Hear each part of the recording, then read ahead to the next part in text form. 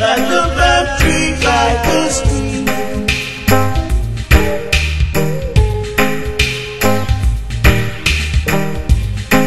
In my season, I shall spring. Yeah.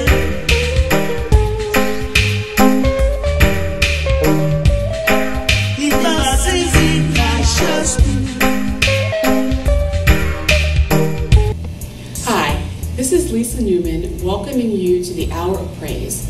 Paul said, "I am not ashamed of the gospel of Jesus, for it is the power of God unto salvation." I want to encourage you to pay close attention to today's message as we invite Pastor Isola to come and share with us what the Lord has laid on his heart. Remain blessed. Father, in the name of Jesus, I thank you for today, people. I come against everything that is not of you.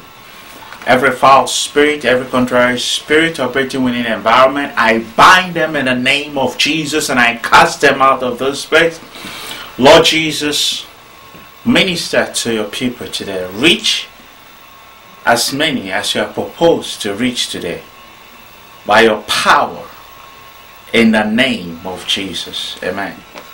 Today, the Spirit of the Lord will have us talk about control. Losing control. God wants to reach people who are losing control, or they feel like they are losing control. When you lose control, things change. I know that we are not in total control of everything, but as we go through life, somehow we start feeling like we at least have control of certain things. But when those things start to slip away from us, then we have this feeling of absolute helplessness. And if you are there, if you are in that place today, I believe the Spirit of the Lord wants to reach you. I go quickly to 2 Kings chapter 6 and I read from verse 24. Now it came about after this that Ben-Hadad, king of Aram, gathered all his army and went up and besieged Samaria. There was a great famine in Samaria, and behold, they besieged it, until a donkey's head was sold for 80 shekels of silver, and a fourth of a cab of dove's dung for 5 shekels of silver. As the king of Israel was passing by on the wall, a woman cried out to him, saying, "Help my lord, O king." He said, "If the Lord does not help you, from where shall I help you? From the threshing floor or from the winepress?" And the king said to her, "What is the matter with you?" And she answered, "This woman said to me, 'Give your son that we may eat him today, and we will eat my son tomorrow.' So we boiled my son and ate him. And I said to her on the next day, 'Give your son that we may eat him.' But she has hidden her son." You can lose control in many ways, but today we'll be talking about 3 main ways. The first one is in the area of circumstances. Maybe you feel you're losing control in the area of your finances, in the area of your work, relationship. Number 2, in fact, the Spirit of the Lord showed me that there are some people that have lost control in some parts of their body. Some of the organs in their body have stopped working properly. These are the type of people that God wants to reach out today. God is going to heal you. I can no longer spend too much time trying to show you that God is moving through this ministry. In the meeting that we held on Saturday, a lady was there that has received 3 different miracles through this ministry already. Again, it's up to you to key in and begin to enjoy what the Lord has prepared for you. Now the third is a group of people that feel that they have lost control in their total being. So we're talking about three different groups of people here. You feel you've lost control over your circumstances, or there is a part of your body, you know, some organs are no longer functioning. It's like you have no control over the way they perform, the way they behave anymore. But the third category is for people who are no longer in control of their person altogether. You know, they've lost control of the totality of their being. And you know, I have a testimony I really love to share. This happened some years back. A brother was brought into one of the services, and while I was busy preaching, it began to disrupt the service. It started yelling and shouting, and I couldn't continue with the message. And at that junction, I had two alternatives. The first alternative was to get the ushers to move him out of the place so I can continue with my message. And the other alternative was to stop the entire message, the entire service, and cater to the need of this brother. Because obviously, this brother was no longer in control of his mental faculties. Well, I decided on that day to go for the second alternative. So stop the message, ask everybody in the church to stretch forth their hands towards this brother and begin to pray for him. And as we began to pray for this brother on that particular day, the Spirit of the Lord came down and healed him. The Spirit of the Lord began his healing process.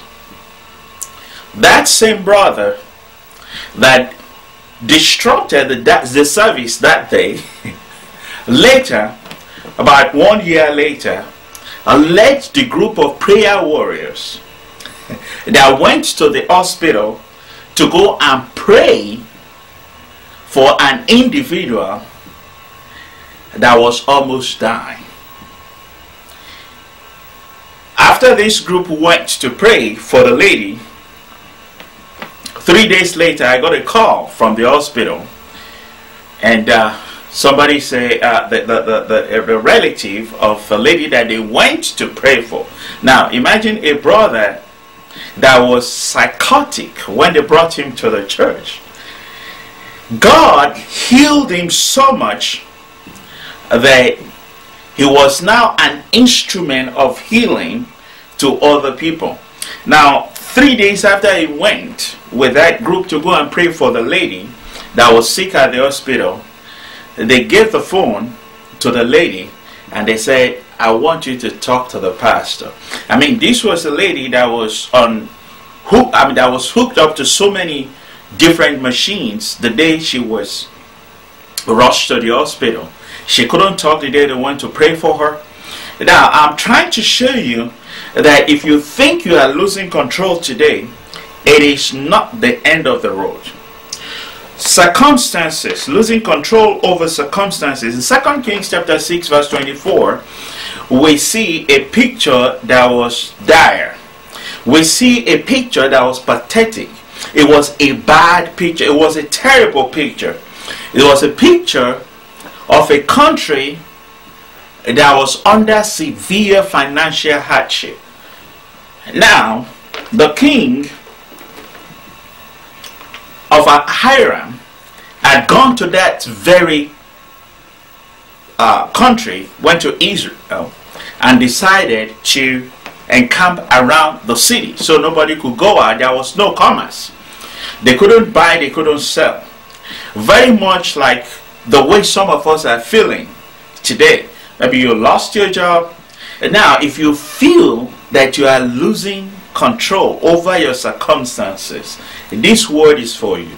And I believe the Spirit of the Lord is going to help you today, heal you, and show you that beyond what you are able to see right now, beyond your present circumstances, there is life. So in 2 Kings chapter 6 verse 24, things were so bad that one day, as the king was passing by, a lady stopped the king and said, "King, I need your help here." And the king said, "How can I help you? You know, if God is not going to help you, how can I help you?" So this lady eventually was heard by the king, and the king said, "Okay, tell me what the problem is." And the lady said, "Well, here's what happened. We were so hungry, me and my other friend, that we decided that we were going to kill our children and just eat them. And so we agreed that we will start with my son. So we boiled my son and we ate my son. But my problem now is that when it was the turn of the other son, the other lady's son, she refused to boil our son." We're talking about cannibalism here. That's how bad it was. And no matter how bad you think it is right now, I know you agree with me that it is not that bad yet. And you know, for those of us who know the end of that story, shortly after that, the Spirit of the Lord intervened in the situation, and the man of God said, "Okay, by my word, by this time of tomorrow, everything that you think is a problem will disappear, and prosperity will return to Israel." And exactly that's what happened in that case. And I want you to seek the face of the Lord today. You see the prayer line, you know, our phones are there on the screen. Feel free to call so that somebody can pray with you. Our prayer warriors can pray with you and prophesy upon your situation, give you a word from the Lord concerning your circumstances. About 3 weeks ago, a brother called, lost his job, was looking for a job, couldn't find one, called one of our prayer warriors, prayed with her, and the next thing the brother did was to call and give testimony of how he has found a job. The God that we serve is not partial. It's not a respecter of persons. If he can do it for that individual, I believe he can do it for you. Now, what about bodily functions? There are a few people that are beginning to lose their ability to use some of their bodily, some of their organs, their body organs. And the Spirit of the Lord is saying, if you feel you are losing control, things are going out of whack for you, pick up your phone, call, and let people pray with you. In Matthew chapter 9 verse 20, which I'll read quickly, we see a very similar story.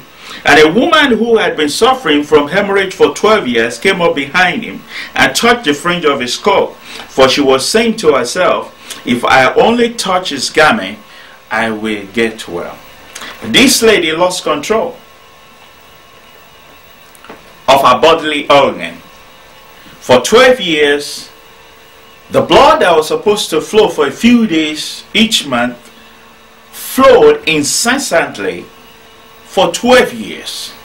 You feel that way? I just want to encourage you to pick up your phone, call, and let the Spirit of God take control today. Glory to God.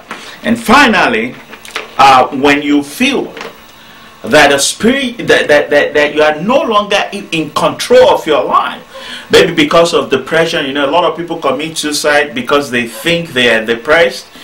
It is demonic in many cases. There are some demons that are telling you, hand it now, hand it now. Why are you even alive? What's the purpose of you staying alive? Why don't you just kill yourself and just end it all? It is demonic. It's not the plan of God for you, and if you do it, you will regret it. Pick up your phone, call, and let somebody pray with you. I believe that it is well with you as you believe the Spirit of God to give you back control. Good afternoon, saints. How are you?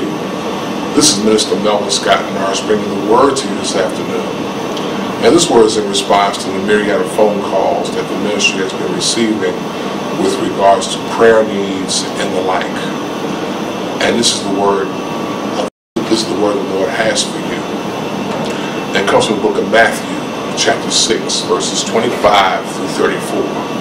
And the word of God reads, I'm reading from the New International Version, NIV, because I want to make sure that everybody's clear. Sometimes with the King James Version, a lot of times we get a lot of thuses and thous, and that takes away from the true understanding of the word that we bring forth today. And the word of God reads, therefore I tell you, do not worry about your life, what you will eat or drink, or about your body, what you will wear.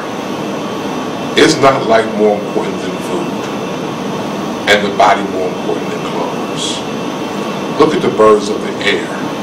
They do not sow or reap or store away in barns, and yet your heavenly Father feeds them. Are you not much more valuable than they? Who of you by worrying can add a single hour to his life? And why do you worry about clothes? See how the lilies of the field grow. They do not labor or spin. Yet I tell you that not even Solomon in all his splendor was dressed like one of these. If that is how God clothes the grass of the field, which is here today and tomorrow is thrown to the fire, will he not much more clothe you? O you of little faith. So do not worry, saying, what shall we eat? Or what shall we drink? Or what shall we wear? For the pagans run after all these things, and your heavenly Father knows that you need them. But seek first his kingdom and his righteousness, and all these things will be added to you as well. Therefore do not worry about tomorrow, for tomorrow will worry about itself. Each day has enough trouble of its own. We have to concern ourselves, saints, that in our lives there are seasons. Just like there's 4 seasons, your fall, spring, summer, winter. Our lives have seasons. Okay? For those who are unemployed, you must realize something. This is a season where God is pruning and purging you so that when you get to your next assignment, you'll be ready to deal with the obstacles that may come in your path. We have to understand that God gives us these periods of rest prior to our next assignment. And it's during this time that you're to be built up, that you're to be edifying yourself and sanctifying yourself, setting yourself apart to get to the next level in God. God takes us from faith to faith and from glory to glory. And when we begin to realize this, we understand that our times of layoff and our times where, we seem uncertain, we know that our paths are truly orchestrated by the Lord. Our steps are ordered by the Lord. However, we have to realize that in order to get from glory to glory, from faith to faith, from level to level, we must understand that our lives belong to Him. Have you given yourself fully to God? Have you sought first His kingdom and His righteousness, His right standing? What have you done in your life that God has said, okay, well, maybe, they're not ready yet, or maybe they need some more pruning and purging? This is a time where we get the things of our lives in order. For some of you, it just may be a time of rest. You've been running for 20, 15, 20 years. You need to just rest for a minute before you go to your next assignment. We can only get these answers when we truly seek God with all our hearts, all our minds, all our bodies, and all our souls.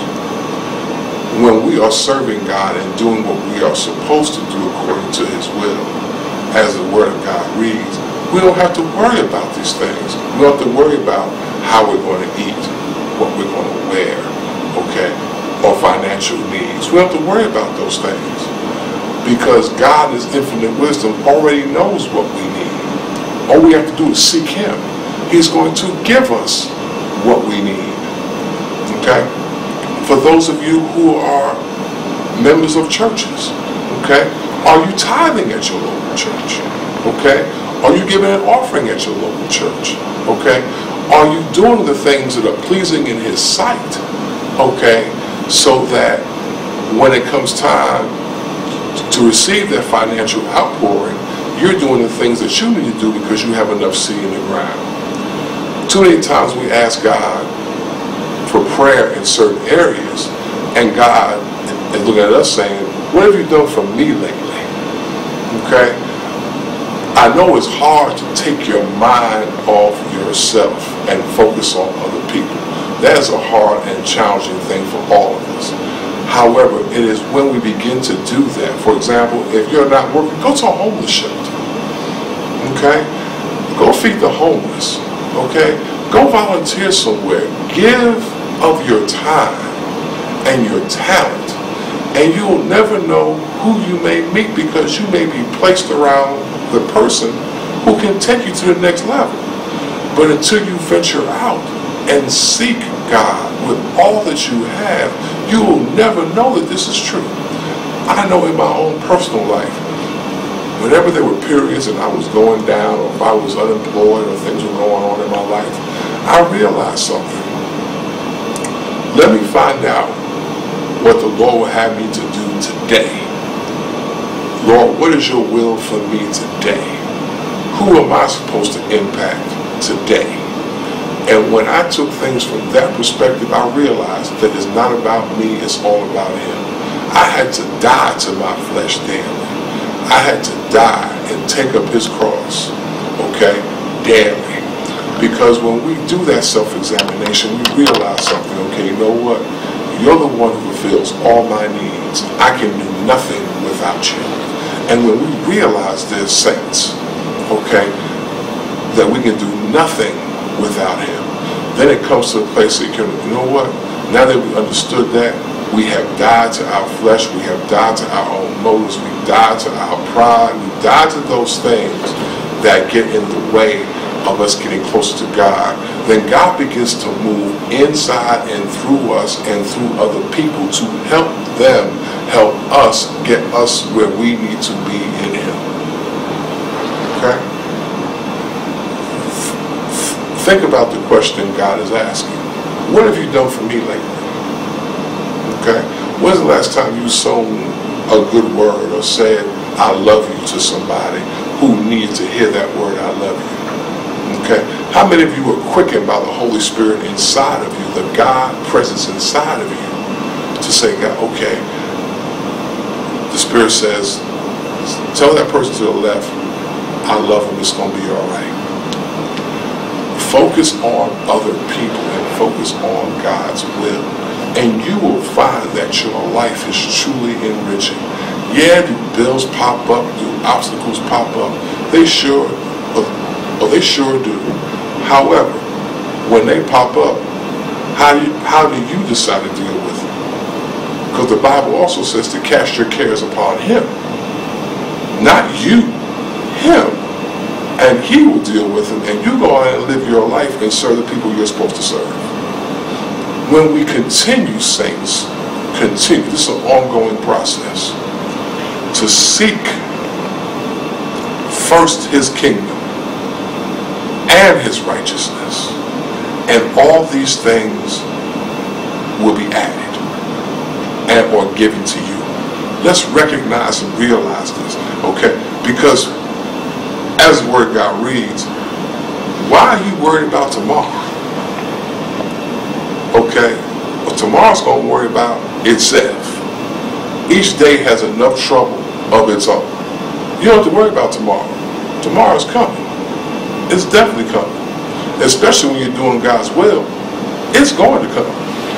However, don't worry about the things you have to eat, the things you have to wear. He's already gave you provision. And see, for example, we have to realize here that in the book of Matthew, okay, Matthew, Mark, and Luke, okay, this is Jesus talking to the disciples. Okay, the disciples have already died to themselves and have already given up everything to serve the Lord. I ask you this question: have you truly given everything up to serve the Lord? Of course, we first get saved, okay? We give up the smoking and the drinking, okay? That's easy. What is the other stuff that God needs you to give up? The bad habits, okay? Those people in your life that you know are not doing you no good, however, because they see more of God in you than you see in yourself, they're just there for the ride, or so that when you figure out who you are, or then they can tell you, well, look, okay, I knew you from whence you came. You don't want those people around. You want the type of people who are going to be around you thick and thin, however, they're going to support you as well and help you get on the path you're supposed to be on. Okay? Let's think about these things. Let's truly digest these things. Okay? Because, for example, everything has been provided for you. The earth and everything on the planet was created in 6 days, and on the 7th day he rested. Let's recognize that God moves through people. God moves 4 ways: through people, through circumstances, through prayer, and through the Word. A lot of times it's up to us to study to show ourselves approved. And when we study to show ourselves approved, we begin to learn ourselves a lot more, and then we begin to find ourselves in the book. As we begin that process of truly transforming ourselves and finding ourselves in the book, it becomes easy to seek Him first, the kingdom and His righteousness. And surely, the things you have need of will be added to you. I bless each and every one of you. If you see the numbers on the bottom of the screen, if you are thoroughly in need of prayer to help you get to the next level, to help the Lord give you some understanding that's going to help you get there, I suggest you look the numbers on the bottom of the screen. Give one of those phone numbers a call. Thanks for watching the Hour of Praise today. Our prayer line is always open. You can call us at 404-217-9045. You can also reach us online at www.hourofpraise.com. This is Susan Chapman thanking you for watching.